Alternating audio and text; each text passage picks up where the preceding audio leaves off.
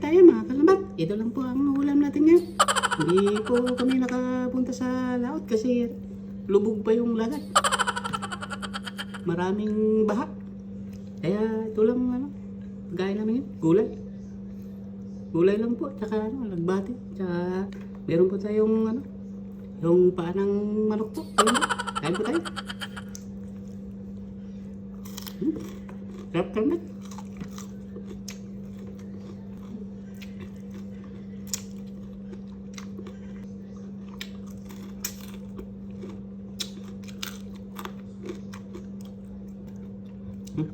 Meron po tayong saging po. Kain po tayong saging. Kalmat. Sarap po saging, hinog. Hindi halatang hinog. Kulay dilaw.